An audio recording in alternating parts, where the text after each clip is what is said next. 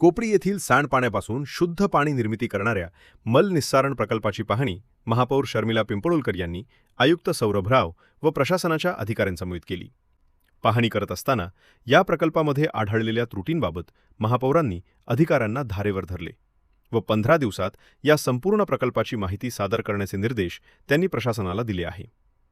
या पाहणी दौऱ्यास अतिरिक्त आयुक्त प्रशांत रोडे, स्थानिक नगरसेविका मालती पाटील, नम्रता पमनानी, नगरसेवक मनोहर डुंबरे, अग्निशमन विभागाचे गिरीश झळके, कार्यकारी अभियंता गुणवंत झांबरे यांच्यासह संबंधित विभागाचे अधिकारी उपस्थित होते। कोपरी येथील मल प्रक्रिया केंद्राच्या उन्नतीकरणाचा प्रकल्प सार्वजनिक खाजगी भागीदारी तत्वावर राबवण्यात येत आहे। या प्रकल्पाअंतर्गत कंत्राटदाराने स्वतःच्या भांडवली गुंतवणुकीतून टर्शरी ट्रीटमेंट प्लांट आणि वीज निर्मिती युनिट उभारून त्यांचे संचालन व देखभाल करण्याची जबाबदारी स्वीकारली आहे।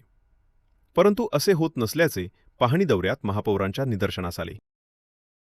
कुठेतरी या प्रकल्पामधून चुकीचे कामं केली जात आहेत अशा इकडच्या स्थानिक नगरसेवकांनी पण आपल्याला सांगितलं।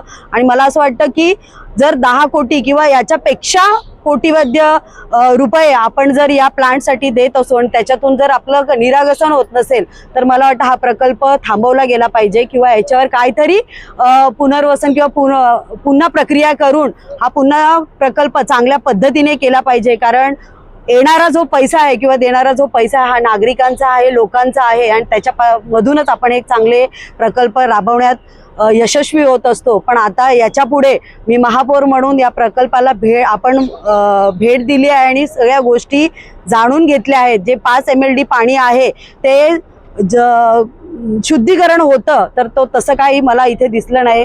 जे अधिकाऱ्यांचे जे उत्तरं आहेत ती पण आपल्याला इथे व्यवस्थित भेटलेली नाही आहेत।